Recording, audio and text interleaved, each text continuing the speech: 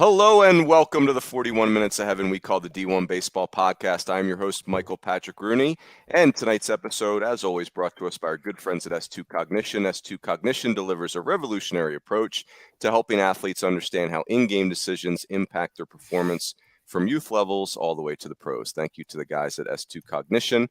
And tonight, I am joined by three amazing human beings, the great Aaron Zebediah Fitt, Kendall Bradley Rogers, and the D1 Baseball director. Actually, I think he's been promoted to executive of credibility, David Seifert, 2 months from the draft. Seif, how are you? Good evening.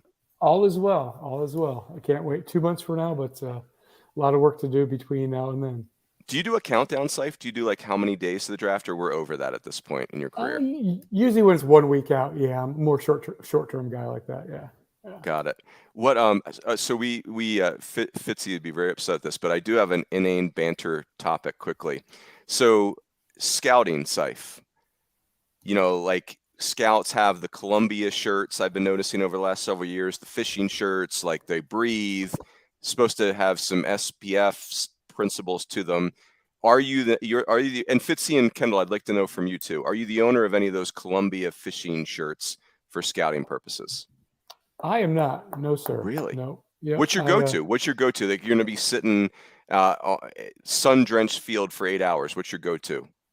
Oh, sun-drenched. Well, I got this nice D1 pullover that Kendall sent my way a couple months ago. Sharp, but that's going to be too hot. I've been sporting that all spring. But yeah, you're talking sun-drenched. Probably just a regular polo shirt and a hat. That's in the sunglasses. That's just that was what I did when I scouted, and that's kind of what I keep on doing. So.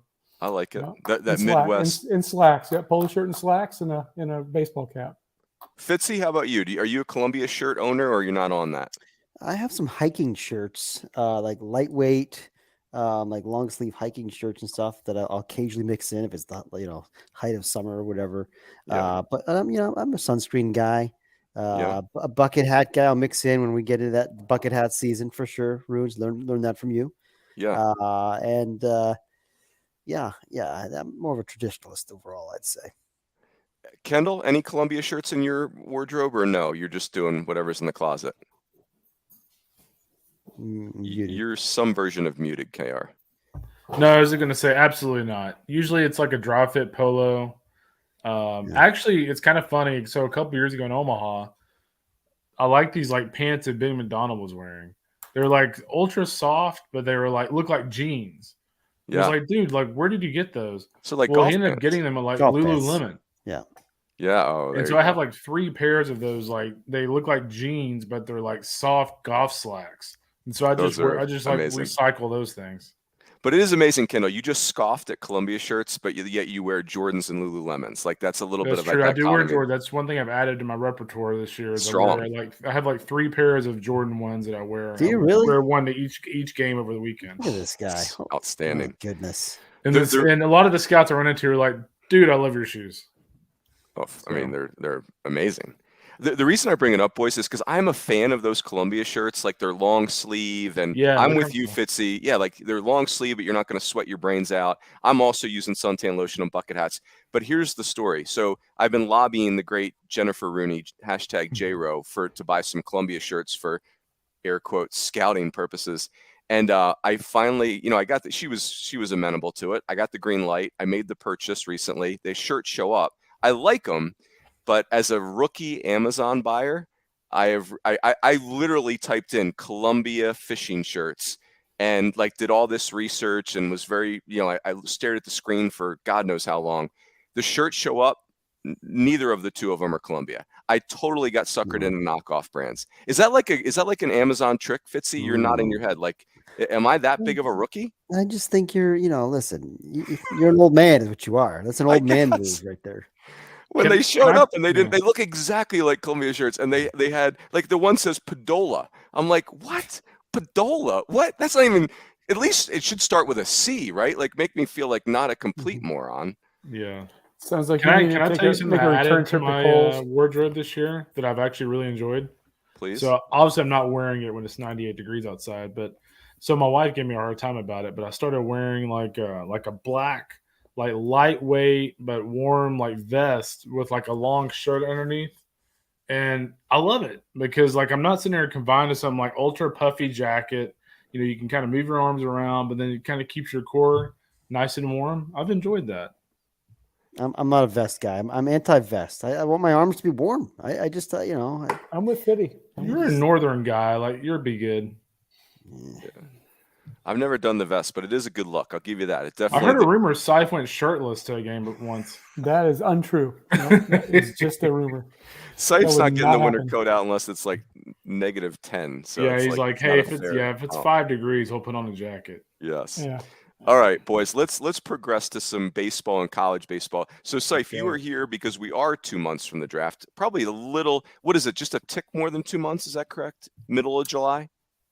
Yeah, July 7th through 9th. So we're 1 day past 2 months. Yep. Oh, it's that early. It's July 7th through the 9th. Well, so now you got me questioning myself. Sorry. So, I felt like it was middle of July last year. Did sorry, I imagine that? July 9th through 11th. I'm sorry. So, that's 1 day that's short, 2 months. 9th earlier 11th, than I thought. Yeah. So, well, regardless, though, like we got 2 weeks left of the college season before conference tournaments. I mean, whatever decisions are going to be made, whatever evaluations are going to be made, they got to get made because we're going to have people, not playing baseball pretty soon. So let's kind of we'll do some team stuff later, but let's kind of work our way through. We just, Seif, you just refreshed our top 150 recently, I think April 13th, and that's always fun. So, Seif, why don't we start here? And Kendall and Fitzy, you guys can comment on this too. What is like a general takeaway? The guys at the top from LSU, or just what are you seeing in this year's draft as we sit here 2 months out? Well, I think with at the top, Dylan Cruz went in 1-1, and he's still 1-1. Unless something happens where somebody cuts a deal or something just crazy happens. But he's been the constant. His teammate Skeens has moved up for us, at least from I think 9th or 10th college player to number 2 overall. And that's just on, gosh, that guy just keeps getting better and better. And he's posting in the SEC, putting up great numbers. And I think Wyatt Langford from Florida, he's always been number 2 or number 3. I mean, he was 2 and Skeens passed him, and now he's 3, but there's really not much difference there. So I think those 3 have been set about a month or before our recent update, like you said, April 13th. So I think that was already kind of happening then.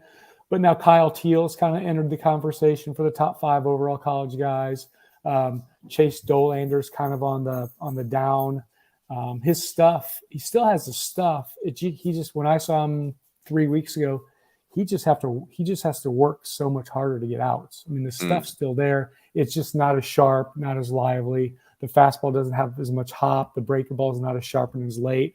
The changeup just doesn't have as much, reverse on it, I guess, or bottom to it. So he's kind of dropped a few spots, but he's still a top 10 overall guy.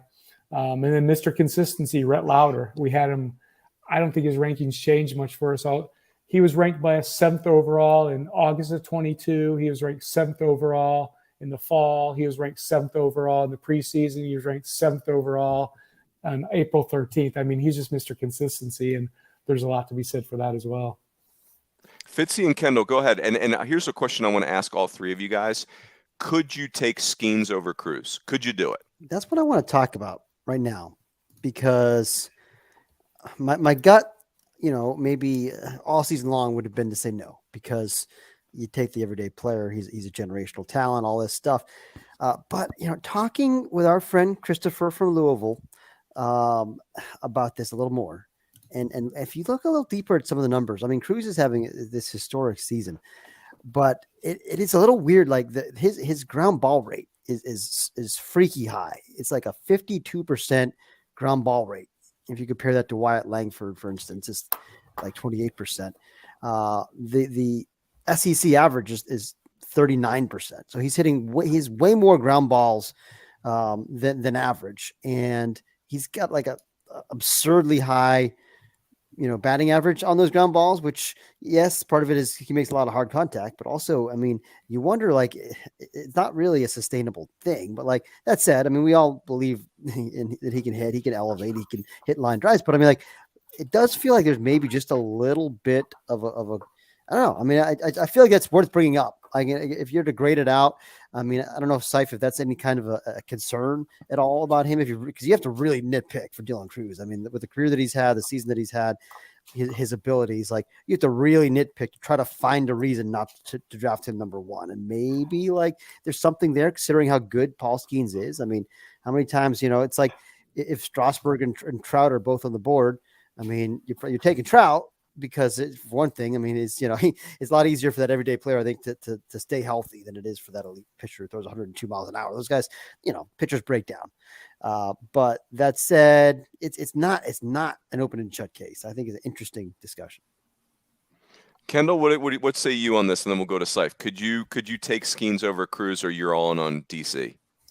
I could. I mean, I would draft Dylan Cruz over Paul Skeens, but I think you could easily make the case for taking him over Dylan Cruz. I mean, I saw him in College Station a few weeks ago, and I mean, that's as good as I've seen a pitcher since I started covering college baseball in 2003, 2004.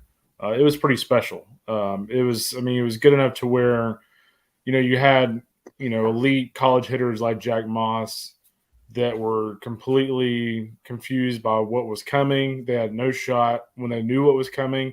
It was that good. So, I mean, I would take Dylan Cruz just because I'm personally, I just love Dylan Cruz. Like, I like every single aspect of his game. But, I mean, there's not a wrong answer there. So, Seif, let me turn it to two scouting questions. Like, the first part of the question is, in a draft room, when you're it's a tie 5 pick, does a ground ball rate, can that get in a scouting room's head, or is that not a factor? And then there's the pitcher versus hitter argument. Like, is it just that the position player is on the field so much more than a pitcher? I think those are the two curiosities, or people are just overthink the top prospect and they need to stop doing that. As far as the ground rate goes, I think that might be, for me personally, I think that's just overthinking it. I mean, Dylan Cruz has 5 tools. He plays in the middle of the diamond. He's doing what he's doing. With that said, I mean, what Paul Skeens is doing is just off the charts too. And the thing people don't talk about, I mean, they talk about the 9-1, 173 ERA with 139 punch outs in 72 innings. I mean, that's just stares at you. But have you guys ever seen an SEC strike zone? Like, it is so much smaller than any other conference. I just saw some Big Ten games this past weekend and some Missouri Valley games. I watched the ACC I've seen them in person, but I watched those on live stream. Those strike zones are, I don't know, 5-6 inches bigger, where you're going up and down, in or out, than the SEC strike zone, which is probably smaller than Major League strike zone. So Skeens is pitching into that. Now, that's really impressive. And then you can say, well, Cruz is hitting out of that, so Cruz has the advantage of the smaller strike zone. But with all that stated, I would still go Cruz over Skeens for the same money. Now, if you're going to tell me Paul Skeens is going to save me $2 million, and so I can use that $2 million later in the draft, then I'd probably go Skeens, but he's not saving me $2 million. It's going to be, you're not getting a discount with those guys. So I would go Cruz, and I wouldn't even think twice about it. Yep. Yeah, it's going to be fascinating. Hey, boys, let's do this. Let's everybody pick I'm going to have each of you guys pick a favorite, a pick to click from the top 20 guys. Let's avoid Skeens and Cruz, since those are kind of the obvious dudes. I'll start us with Tommy Troy, and Fitzy, you and I have seen Tommy Troy over the last 2 weekends. I saw him just annihilate a ball to the right. Now, he's a right-handed hitter, mind you, and he's probably 5'9", 5'10". But he's almost like a Jeff Bagwell in that he's like super strong. Like, it is a very strong. Now, the difference is he's very explosive. Maybe Bagwell was explosive at one point. I don't know. Yeah, he was. Like Tommy Troy, I don't picture at first base. I mean, I guess he could, but man, it's just like this short, strong, explosive dude. And he drove a ball out to center field to the right of the, and it wasn't like one of these opposite field home runs we see nowadays that just kind of squeak out. I mean, this ball was drilled out of the stadium. Tommy Troy is my guy. And I mean, they're all those players are great in that list. Fitzy, you go next. Who's a player in the top 20 that is a personal fave? Boy, oh boy. I mean, like you said, like all these players are fun up here. It's hard not to love Rhett Lauder and just, admire what he's done over the course of his career. He's probably going to be the ACC pitcher of the year for the second year in a row, unless one of his teammates wins it. I mean, Josh Hartle's probably the closest competitor for that award. Hartle's numbers are nuts, guys. I mean, not quite. He's got a higher strikeout rate than Lauder, but I mean, like it's really like in the conversation, those two guys. But I mean, just the consistency with Lauder. You just know every time out he's going to give you 7. He might give up a couple of hits. He's going to strike out 9, or more. I mean, it's just like not going to walk guys. It's just you're going to see a, plus breaking ball, plus slider, and a plus changeup every time out. He's going to command it. He's going to compete. He's going to work fast. It's just I just admire the guy a lot for the consistent excellence over the course of his entire career, and and the elite pitchability. And it's not like the fastball doesn't have those elite metrics and things, and so maybe that'll scare off some teams. But I mean, in general, I just think everyone really likes him. I mean, the delivery is great. He's an athlete. He can really pitch, and even though maybe I think the fact that the fastball doesn't play up probably caps his ceiling a little bit. Like he's not going to be, I wouldn't think, a top end of the rotation starter in the big leagues, but I think he's going to be a very reliable, mid-rotation innings eating kind of guy. Kendall, who's a guy for you? Top 20.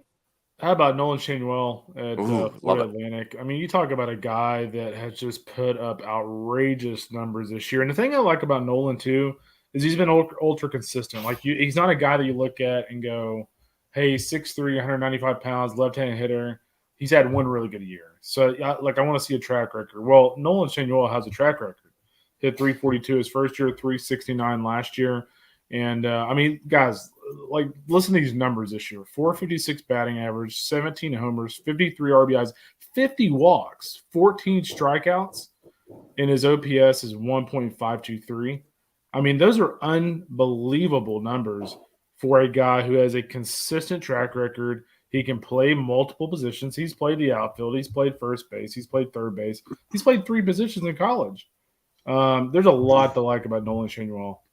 And he actually leads all of college baseball. And so our friends at 643 Charts, they have put together kind of like, it's like a WAR kind of project. If they call it wins above average, above the average player in team's respective conference.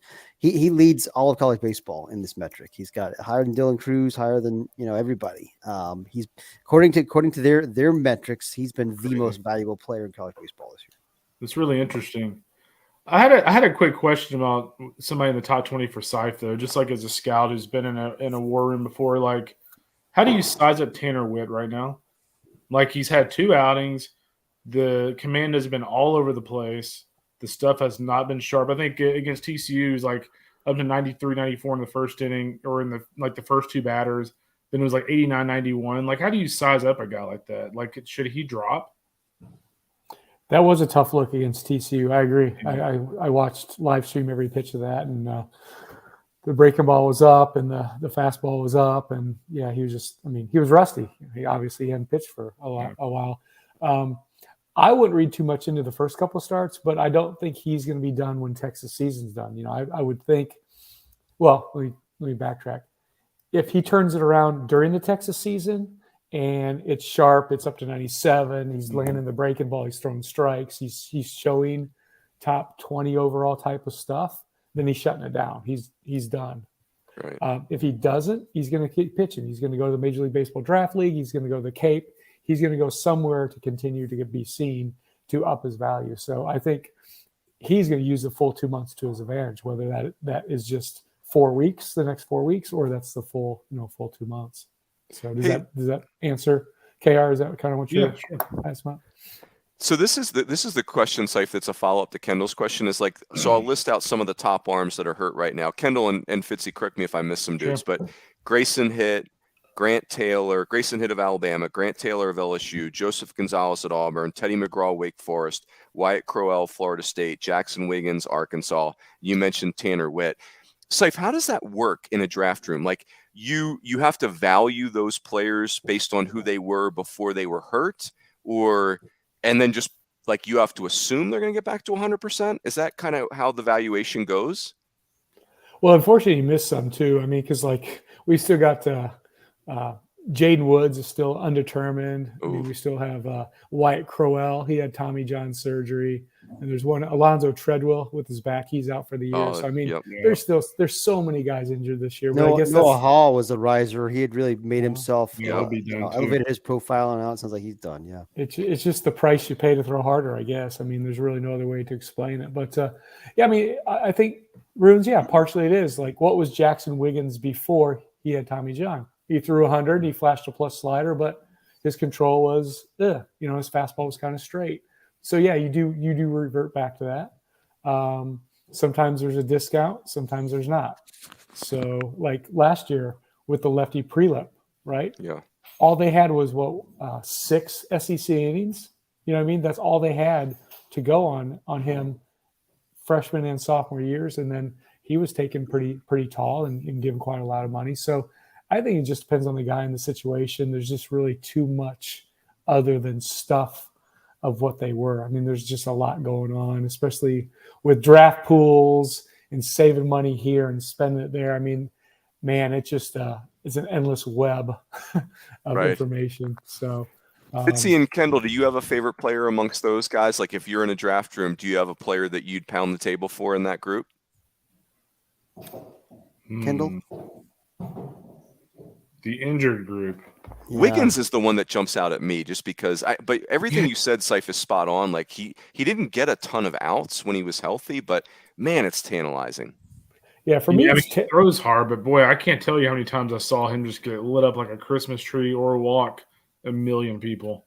You loved Grant Taylor, Kendall, right? Sorry, Seif. Ooh, yeah. I did love Grant Taylor. I mean, the only problem with Grant is I would have liked to see how he did this spring. But, I mean, my look in the fall was more impressive than when I saw Watts Brown at Globe Life. It was more impressive than Brandon Sproat. I mean, he was way more impressive than those two guys in my look in the fall. So, yeah, I was pretty excited to see him. So, yeah, he might be the guy kind of going through this list. I haven't seen Alonzo Treadwell this year, but I saw him last year, and I thought he was really good. I mean, he was like 93, 95, like a wipeout slider the day I saw him. And so he obviously had a lot of upside, but, I hadn't seen him this year. I'm trying to think of anybody else. I know Aaron saw Grayson hit really good. Yeah, I mean, Teddy McGraw is the guy that I've been really, really tantalized by for the last couple of years, really. I mean, he was a raw New York kid, very athletic, from upstate New York who came into Wake Forest, and you saw year over year the stuff taking jumps and the pitchability taking jumps, and I mean, high 90s with life, and a plus slider and a plus changeup when it's all right. Like it's really, it's 3 real pitches, and yes, it's the second Tommy John surgery, and so that's the concern there. Somebody will probably draft him and get a discount, but boy, that upside to me is still really, really exciting. And I think there's more pitchability than a guy like Wiggins, and I think the fastball plays better. Yeah, those are all good choices. Hey, let's do this. So, Seif, I'm going to have you kick us off with this. Let's each pick a guy from the bottom of the list, and I'll expand it. Let's go second half of the list. So you could select a player from players 76 through 150 on the list. Seif, here's how I want to tee that up while we're looking at the menu. Who's your favorite from your time with the Phillies? Who's your favorite kind of not first 5 rounds guy that you took? Well, actually, the first player I ever had drafted and actually physically signed was Darren Ruff, 20th round in 2009, maybe. Great scouting. But that was literally the first guy that had drafted, first guy physically signed. So I was feeling pretty good at that one. That's a 20th round. Can I follow up on that? Sure, because if I recall, Darren Ruff at Creighton was like your Mark Grace type player, like elite defender, hits for average, did not hit for any power, if I recall.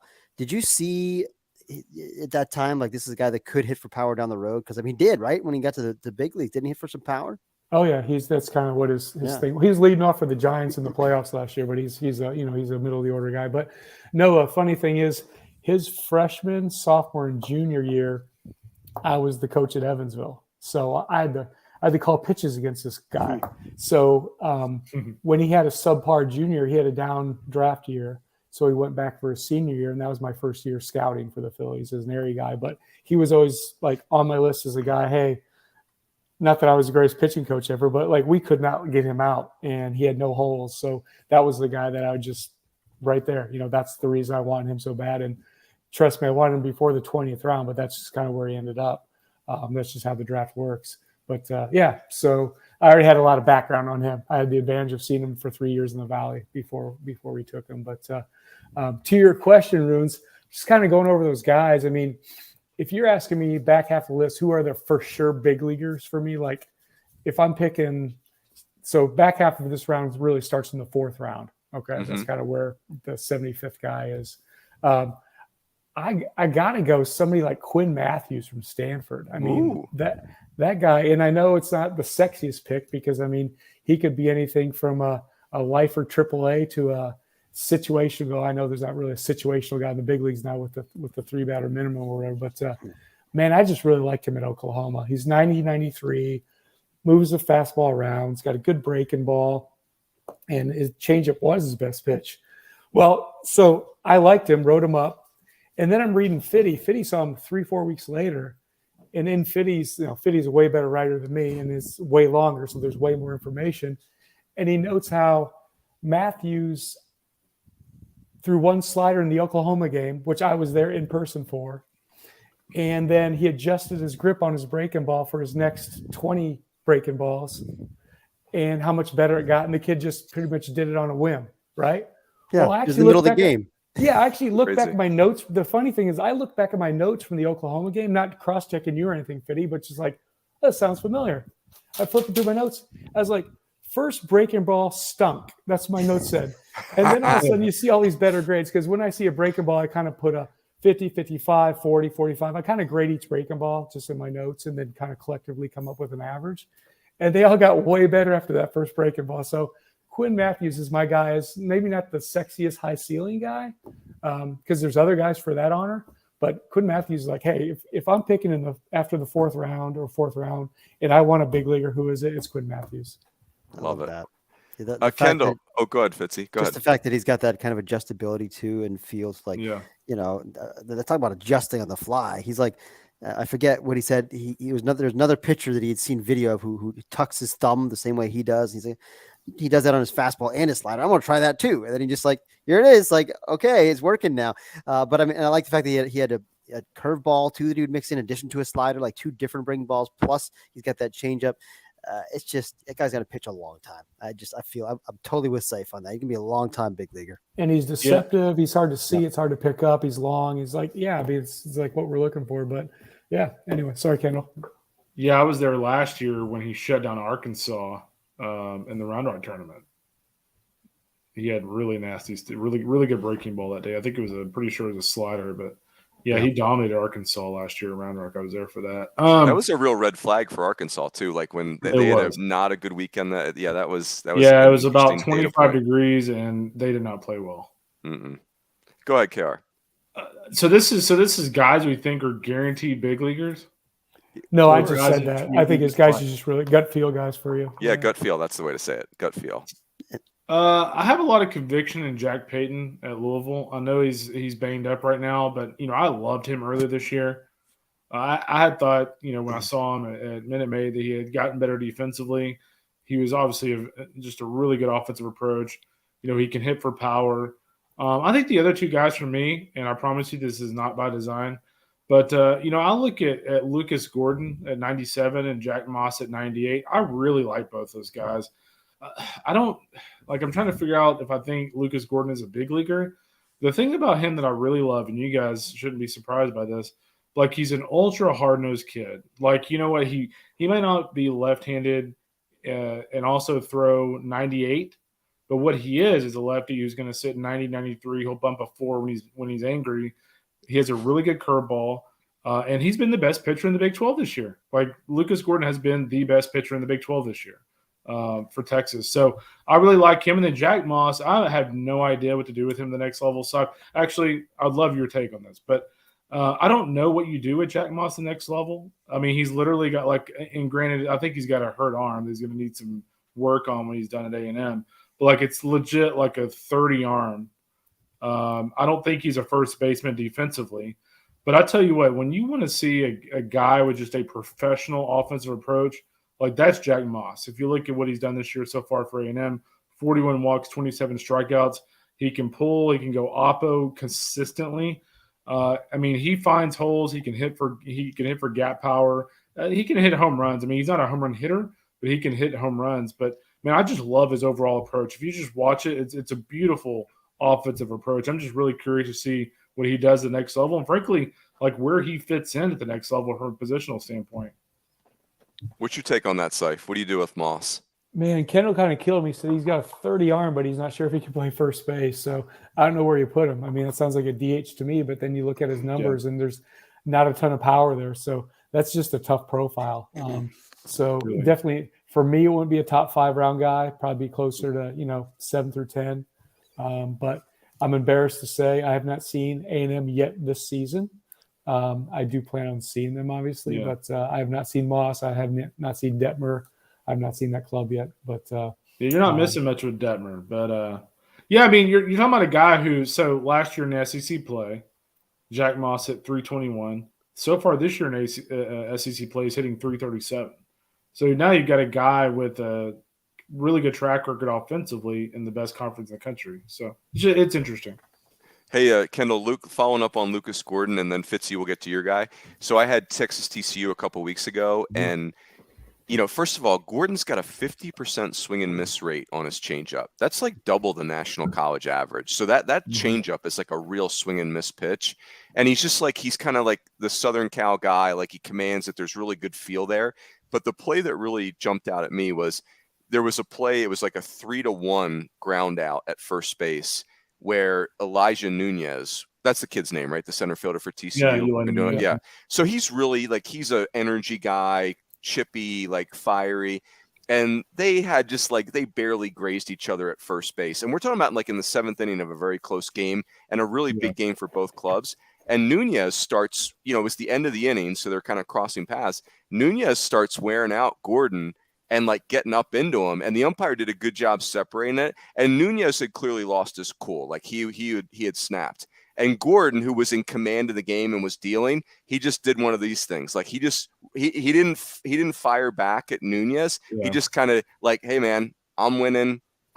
Go ahead, knock yourself out, but I'm not coming out of this game for you. Like it was like that level of competitiveness and composure really jumped out at me because, a less mature player gets into it with Nunez, and then, next thing you know, Texas has a problem. So anyway, love that. Fitzy, who are you going with here for your gut feel guy? Boy, the more I hear about Carlson Reed, the more I like him. And I haven't seen him live, but I was reading what Shotgun Spratling wrote against. This is the closer for West Virginia. Shotgun Spratling was up there a week or two ago and saw him at, attacking 95, 97. Now I've seen him in the past, and I love the body and the athleticism, and like you could always kind of dream on this guy, but the numbers hadn't matched up. But now it's the stuff has jumped. I mean, 95, 97. I've talked to scouts who call it a legit 70 slider. Shotgun really liked the changeup too when he was there. So I just think that, probably a bullpen guy, just he's fit there well for West Virginia, but he does have 3 pitches, so I don't know. Maybe you draft him and give him a chance to start. Seif, have you seen him at all? I've seen him 3 times on live stream, but not in person. I mean, for me, he's a reliever for West Virginia. He's a reliever in pro ball, but yeah, I mean, it's good stuff up to 97. It's got a nice slider.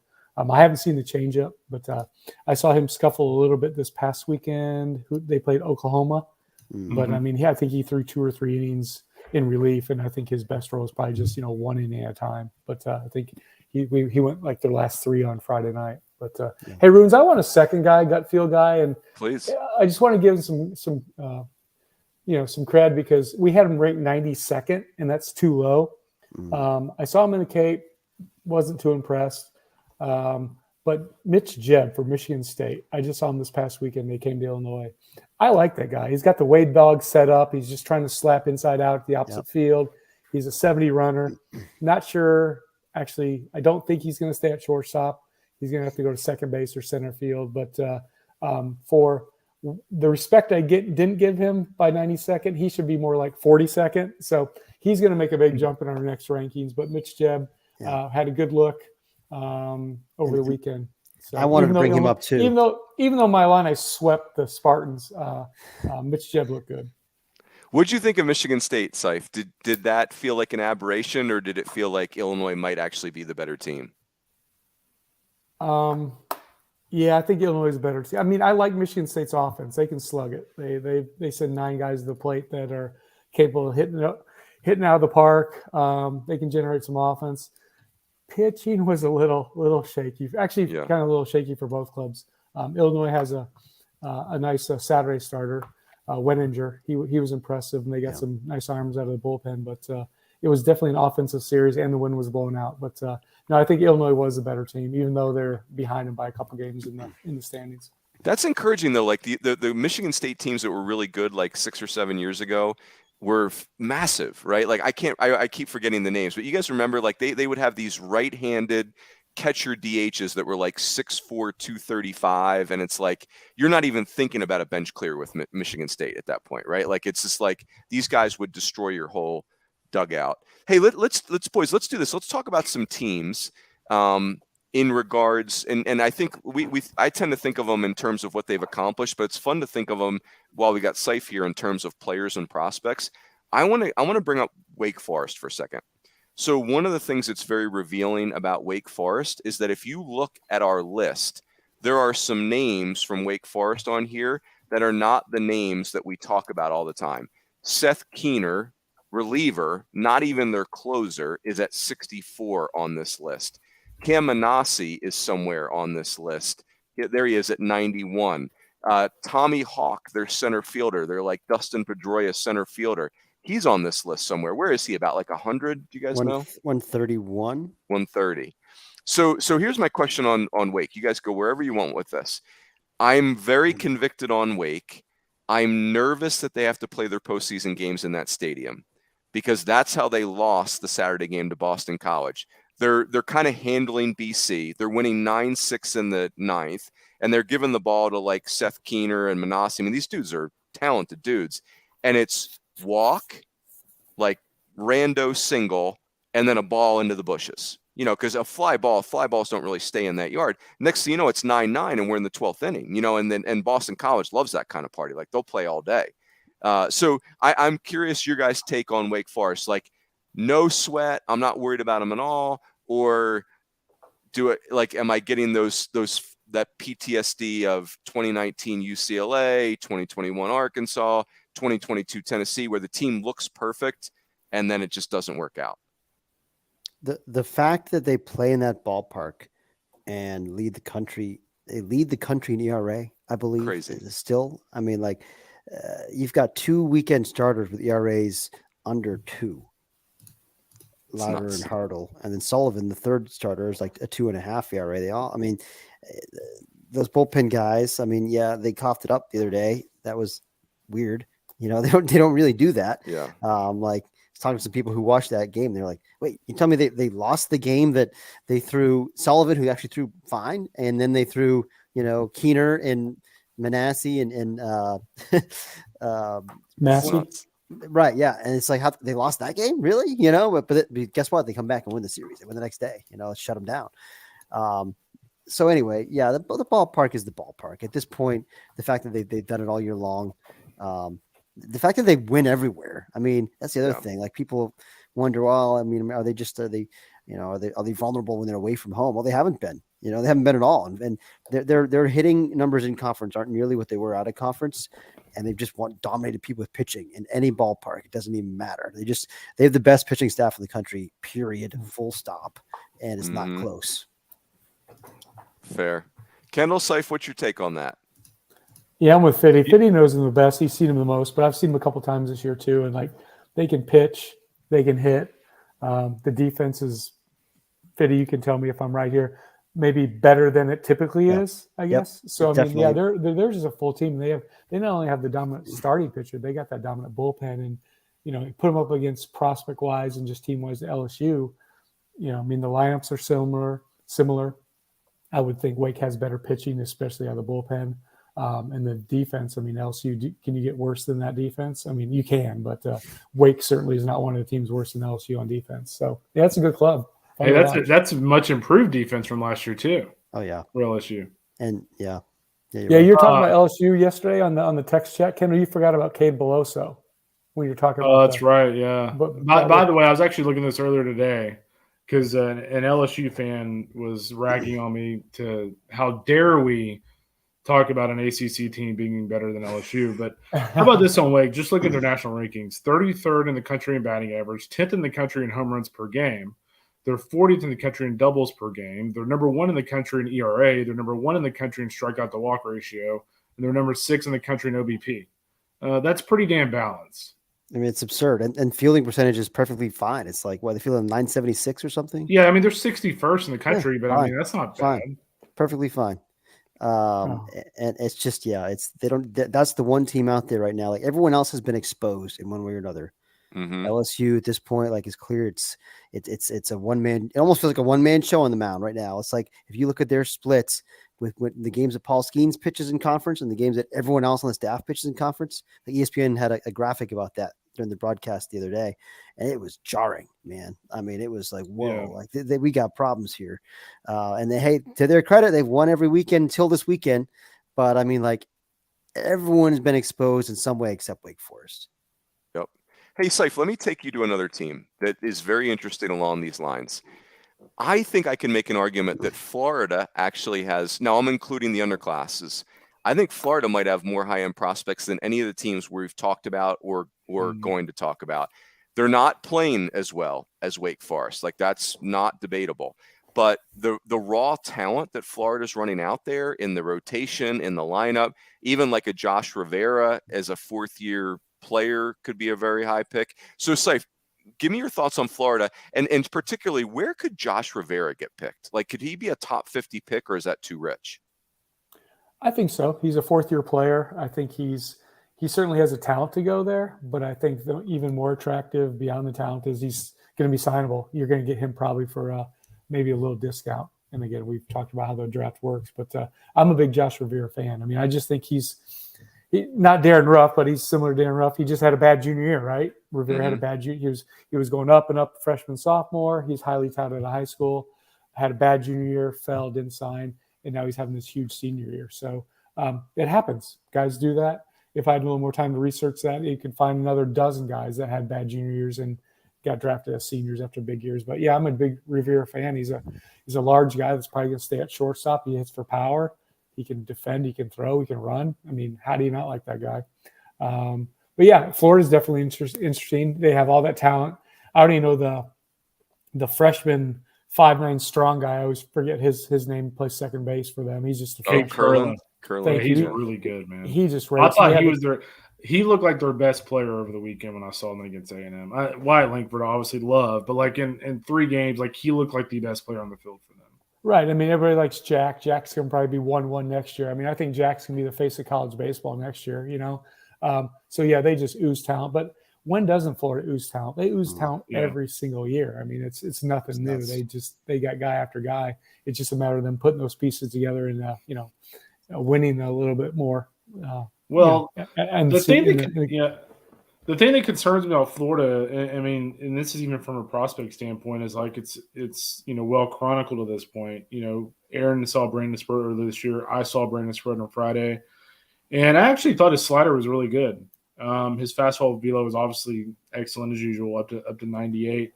But he after 4 innings, he kind of got a little off the rails a little bit. And Hurston Waldrop the next day, that's the other really interesting one for me. It was kind of interesting the way Sully approached A&M over the weekend with Hurston Waldrop, because he came out early on in the first couple of innings, just pounding fastball, throwing in that plus breaking ball. And all of a sudden, fastball command went a little haywire, and he started pitching backwards, and he just went off the rails. And A&M teed off on him, and he left the game. So that's really interesting to me to see how they kind of approached A&M with Waldrop pitching backwards after a couple innings. And then Jack, you talked about him, being the 1-1 next year. I thought, he's a guy that to me has a long way to go as a pitcher. Like, it's a big arm, no doubt. But like I thought the slider was really below average, on Sunday against A&M. Once again, he did not get out of the 4th inning. He hasn't gotten out of the 4th inning since the first week of March. And so, he still seems to be learning the ropes on the mound a little bit. It was not very clean on the bump for Jack. Yeah, and I know Walter receives some criticism because he throws fastballs and fastball counts, and he throws breaking balls and breaking ball counts. I mean, so I know he gets criticized for that. But to your point, if he can't pitch backwards, he can't pitch backwards, right? So he not only on your look he didn't do it, and obviously the numbers say he's pitching just fastball here at 2-1, fastball here at 1-0. So I can't believe that guy has a 5 ERA. Yeah, I know, right? I mean, he's got 102 strikeouts, but he's got over a 5 ERA. But I guess my question for you is, do you view him as a guy who can start at the next level? I hate to say it, and this goes back to last year at Southern Miss when I saw him. I don't know, heat sheet, right? I don't really follow the sophomores, the guys for next year, but I do follow the heat sheet. And so he made heat sheet like in week 2 or 3, throwing 98. And so I started following him. And from my first look, then I was like, oh, that's a reliever. That's a reliever. And that's one reason we had him lower in the ratings just in the fall or over the summer. I just thought he was a reliever. But I mean, you got to give credibility. He's got 4+ pitches. He just doesn't really know how to use them or locate them at this point. He's going to go high enough where the team that takes him, they think he can start. Whatever happens. But I can't say he's not going to be a starter because there's guys that look like him, and his delivery has gotten better. It's gotten easier, and so things have improved for him. But man, that 5.07 ERA is just that kind of smacks me in the face. It's like I can't believe that with 4+ pitches. The walk rate, is just elevated, and it's but ultimately I'm with you because I think the fastball plays and you see it with him at times where it's like, hey, when he's in a good groove and he's mixing right, it's like, wait, this guy, he's got a chance to really be special. Where Sproat, I don't know. To me, it just feels like the fastball is obviously like 100 miles an hour, but it feels like it's always played below. It plays that. Soft, yeah. It plays below that.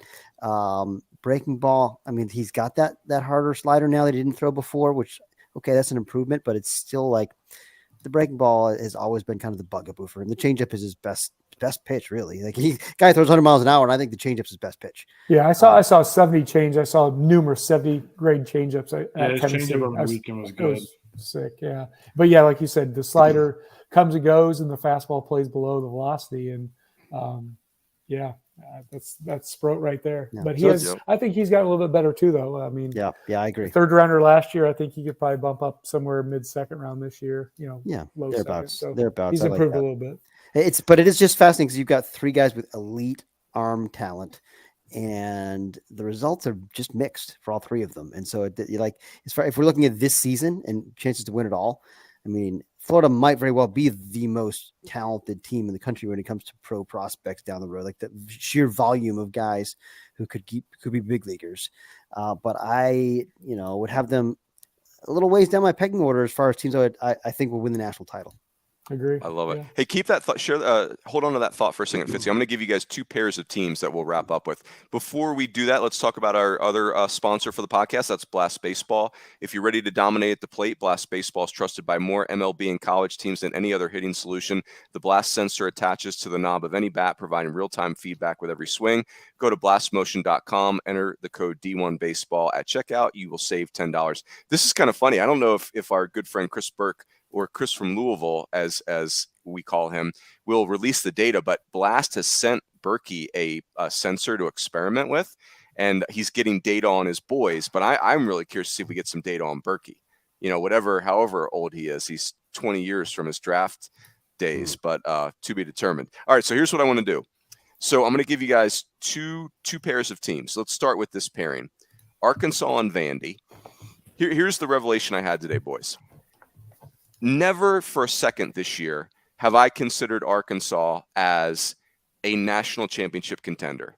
I've thought of them as a very nice team, a team very capable of going to Omaha, a team that was overachieving given all the injuries, but not for a hot second did I think, oh yeah, they're going to go to Omaha and win the whole thing. I in my mind, it's been get to Omaha and then, hey, really good job considering all the injuries. As we sit here today and think about guys they're going to get back from injury, Tigert is getting his pitch count up.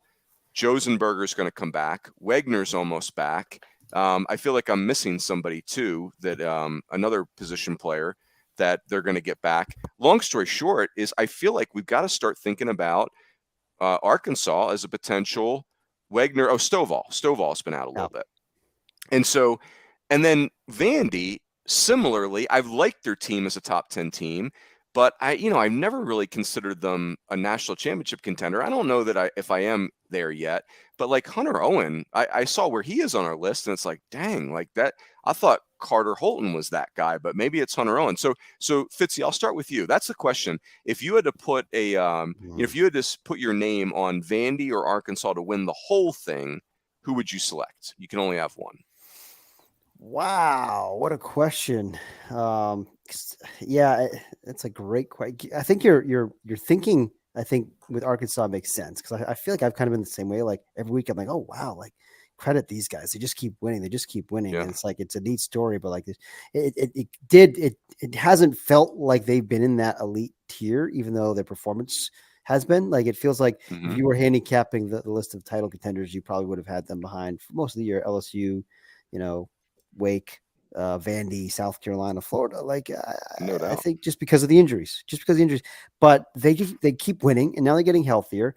And I feel like you've got enough arms here that you can, maybe that's the thing is for me, it comes down to this: who's got the best group of 5 arms that we can ride, in the postseason. Like that's what I'm looking for. I want guys a couple of bullpen guys that you can just shove. And that's the thing is, Hagen Smith is a guy, like that's a guy you can really, really ride no matter what role he pitches in, I think. I just feel like Vandy has more of those guys. And so I'm going to see Vandy this weekend. Maybe I'll have a more fully formed opinion of them down in Gainesville. But I think if I had to pick one, I still would have to say Vandy. And I feel like I feel like I'm giving Arkansas short shrift again, Runes, just like you. And I don't like that. But that's still where I'm at. Fair. Kendall, what say you? Who would you select here? Yeah, I hate to do it, but I have to go with Vandy. I mean, I guess my issue with Arkansas is, in the same sense that South Carolina right now is kind of losing steam because of its injuries. I've got to feel like even when they get a couple of those guys back, I just got to feel like at some point they're going to feel the wrath of not having some of those arms, like whether it's in 2 weeks or in the postseason. I think that's going to affect them at some point. So I think I would go with Vanderbilt, though. I will say this about the Commodores. Carter Holton, struggled on Friday or last Thursday against Alabama. And, he's been banged up a little bit at times this year. He's been a little hot and cold. That is a little bit of a concern for me because he's going to have to be really good for Vandy, to win the national championship. So that's the one caveat I have, is just him being a little bit of a roller coaster at times. I like it. Seif, who would you pick here? Man, that's a great work there, Runes. Thank you. I would have to go. Well, last podcast I think I was on, it was a top 25 talk or whatever. I kind of ripped on Vandy. I said, no way they're a top 5 team, yada, yada, yada. And all of a sudden, I thought the same thing. Don't worry. Yeah, fifth in the country. And I had seen him week 1 at Globe Life. I saw him week 3 at the Cambria Classic in Minnesota. So I had a lot of Vandy. And, I'd seen Arkansas week 1 too. And I'm going to bear down on Arkansas this weekend. So I'm going to have to go Arkansas, though. I just, like Runes, you said, they're getting a lot of those players back. If Hunter Holland can regain his velocity, which last time I saw him was 2 weeks ago, and he was like laboring to get it up 85, 86. If he returns to form, maybe not the 92, 95 that he was, or 92, whatever he was early in the year, but something in between. Hagen Smith, I think Tigert's back. I think he just pitched for the first time, but over the weekend. Yeah, I like their lineup. I like Arkansas's lineup a lot better than Vanderbilt. So I'll go Arkansas. Yeah, I'm with you, Seif. I would go Arkansas just because I'm smitten with them. And Kendall made a great point on Carter Holton. Like, in my mind, my wager on Vandy is dependent on Carter Holton. He just doesn't look like the same guy. Like, he looks like one of those guys with a nagging injury that's just kind of gutting it out. But it's interesting. All right, boys, this is kind of like your next tier. You're going to pick a longer shot to win the national title. So that's the prism, is they've got to be able to go the distance Oklahoma State or Virginia. And the reason I'm bringing them both up is because they both have these high-end dudes. Like Oklahoma State, Jawan Rots-Brown, Rock Riggio, Nolan McLean, and then Virginia, Jake Geloff, Kyle Teal. That whole position player group is like incredible athletes. But they're both kind of puzzling teams. So, Fitzy, I'm going to have you go first again. If you had to pick Oklahoma State or Virginia to go the distance, and it's going to be more of a long shot here, clearly, who would you pick? Yeah, Oklahoma State. I just think there's a little more on the mound. That to me is what it comes down to. Watts Brown is a real ace. McLean, I think, shutdown guy. It's tough. I mean, I feel like ultimately both these teams are probably a little light on the mound to win it all. I think they both have legitimate chances to rake their ways to Omaha. But once you get to Omaha, it doesn't feel like either one of them is really built, to do what it takes out there. I mean, maybe I'm wrong about that, but I've been skeptical of Virginia's starting pitching all year, even though they were performing really well early. They haven't late. It's caught up with them, and I just haven't seen anything that's really addressed my concerns there. They're coming off the week off. In my mind, I'm saying like Virginia's got to look like a different club this weekend, now that they've had a chance to catch their breath, or I think I'm going to be permanently out. What say you, Kendall? I go with Oklahoma State. I mean, I actually, assuming McLean's back full time, I think that takes some pressure off of Isaac Stevens. I like Drew Blake. When I saw them in Global Life, Seifert was with me. I really like Drew Blake. I mean, he was up to 95 from the left side. Obviously, Watts Brown on the front end. I think he is the kind of the talent, at least, that Virginia probably does not have in the weekend rotation. And then offensively, I mean, I like their lineup. I mean, like Rock Riggio, Nolan Schubert had a great weekend. Had 3 home runs over the weekend in a single game. They got some older guys in that lineup like David Mendham. I know Marcus Brown, doesn't have amazing numbers, but he's a scrappy playmaker type of guy. And so they got the offensive lineup, and I think their pitching staff is a little different if McLean's back and Stevens, as you and I, Runes, have talked about so many times. Like if Stevens doesn't have to go out there every single night, like I think they're a much different bullpen with him, Blake, and McLean. So I think I like Oklahoma State. And the other thing too is, after last year, playing Arkansas in that regional championship game, they're battle tested. I think they'll be ready for the postseason this year. They'll be able to handle any situation that they're kind of dealt. Yep. Seif, this is your chance to talk about Kyle Teal. Man, Runes, you're good at your job. This is another really good one. Holy cow. Yeah, Kyle Teal, he's just a difference maker for me. Man, obviously, his numbers speak for themselves, but he's getting better behind the plate, a little less stabby. Doesn't like the block, but man, he's so athletic. He's going to figure it out back there one of these days and he's not going to be Adley Rushman, but he's going to be a pretty good major league catcher. I got to go Virginia, though. I've seen both clubs in person. I like their lineup. I like their defense. The pitching, not so much, but you know what? The coaching staff and Drew Dickinson, they make that pitching staff, they make it work. They use the guys in the right positions to get the most out of the guys. They do a really good job of, like as a coach, you always want to put your guys in a position to succeed.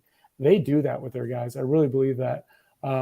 Oklahoma State, I know JWB. I know he's a top round prospect. I get it. But he's also up and down. I mean, he has a 4 ERA for a reason. I mean, some games he's really, really good. He's a top 20 overall pick. And then the next week you'll see him, you're like, didn't see the slider. Fastball wasn't lively. Didn't have the control. So he's just an up and down guy. And the rest of the rotation is not real, nothing to scare you, just like Virginia. So I would have to go Virginia if they meet in a super regional somewhere. Well, I like that visual. I'm gonna pick Oklahoma State for all the reasons that were mentioned. I'm intrigued by Virginia. Like their position player group is so talented. Boys, let's wrap on this. So right now we've got a home run race, a legit home run race.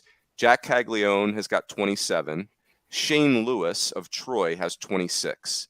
And it's a cool story because, Jack Caglione had Tommy John coming out of high school and had to kind of work his way in last year. Shane Lewis was a red shirt at Mississippi State the year they won the national title, went to Chipola Junior College last year, and now he's thriving at Troy. The strikeout rate's a little high, but it's still 26 home runs and 72 RBIs.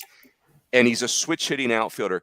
Seif, whether it's Chipola or this year at Troy, have you ever gotten eyes or heard any reports on Shane Lewis? I talked to Skylar Mead maybe 5-6 weeks ago when when the guy started bashing, you kind of take a notice.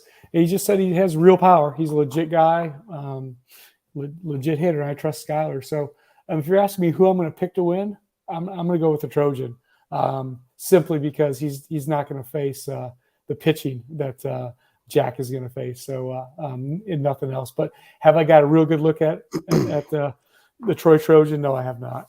Hey, Runes, I saw Troy in the fall. And yeah, that's right. I think it was the last day of their fall World Series, the very last day of their fall. And my first look at Shane Lewis, he was hitting right-handed, and he hit an opposite field home run. And they were talking about his power, speed, tool set. This guy, like, he came in, the very first pitch he saw in the fall was 95 from Brady Fuller, and he took it deep. He went out, and then there was just like a ton of swing and miss the rest of the fall. And they were like, man, like, we just need to make contact here. And we got something because it's real kind of strength. And, he's made adjustments. And as you said, there's still swing and miss, but boy, what a year he's having. So I just thought it's neat to see a guy, figure it out.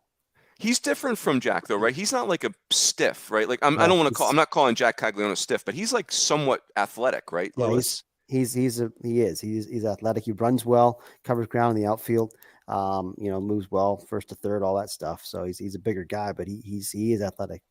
Kendall, I'll give you some inside research here. The Gators are going to play Vandy at home, and Vandy's got left-handed pitching, and they're going to play Kentucky on the road, and then they're going to go to Hoover. Does that sway you towards Shane Lewis, or do you like the Jack wagon? Or you're muted again. You're still muted, KR. Or am I muted? No, you're good, Runes. Hey, Kendall, can you hear us? We can't hear you. He's really getting into it, too. Dang it, we're missing good stuff. He's got some great answer going. What a great answer this would have been. Oh, KR, you got us now? Oh, was I on mute the whole time? I mean, it looked like a great answer. You're really into it. Oh, dang it! I'll go with Shane Lewis. I'll go back to what I was saying, but I get what you mean by the stiff comment, because like Jack, when he goes to the plate, is very like huge. Almost called like very vertical. Like it's not it's very much stand up straight and bat back, and that's pretty much it. Like there's he's not crouching twitchy down in some sort of stance. Right. So it is kind of stiffy looking. Yeah, he looks like the Statue of Liberty. He's massive. Yeah. Like I'm actually going to pick Jack because, and that's a stupid pick for a lot of reasons, but like he's so strong. If he gets a ball elevated, I don't care what park they're playing in. Kentucky's not going to be a good place to hit home runs, and Hoover doesn't. Is Hoover more home run friendly now, Kendall, or is it still better now? Yeah, it's better now. Is. Like the last few years, it's played a little bit better. I want to say they brought in the fences just a little bit, like maybe 5 to 7 feet all the way around. It's been more offensive. It certainly will be offensive with this ball. But to your point on Jack, over the weekend, he hit a ball pretty much off the hands, real close to the hands, and like the ball still almost went to the warning track. So it gives you an idea of his power. Yeah, it's nuts. Seif, let's wrap with this. You're going to go to the Pac-12 tournament this year, right? Yes, sir. Fitzy, where are you going? Have you decided what conference tournament? I'm going down the street, Durham Bulls Athletic Park for the ACC Love tournament, which is great. Can I just say, God, it's that's just. I mean, it's a great setup, but also selfishly, it's 10 minutes from my front door. It's like, can we get that every year? It's just what we need that time of year, a little breather. Yeah. Hey, guys, if you're going to the ACC tournament, just look for the guy with the Deke head on. That'll be Aaron. Yeah, that's right. Deacon head. With the top hat. Oh, my gosh. Fitzy, I know I've told you this, but when we broadcast the ACC championship a few years ago, and Clay Matvick and I were there, and in my hotel room, when I checked in, a 6-pack of hipster beer sitting on the counter. Like, I mean, believe me, when you go to Hoover, Kendall Kendall, you're going to do the Big 12 tournament this year, right? I am. I'm joining you, and apparently Stitchhead. Joe and Mark will be at the SEC tournament. I figure we don't need 3 people there, so I'm going to go to the climate-controlled stadium. And I know Shotgun will be at the Pac-12. And we've got, I believe, Patrick is going to the Big Ten. We're going to have coverage there too. Somebody will be there. Love it. So yeah, we've got all 5 Power Conference or whatever tournaments covered. Stitch may bounce around some and make a random appearance at, the MAC tournament or something. Who knows?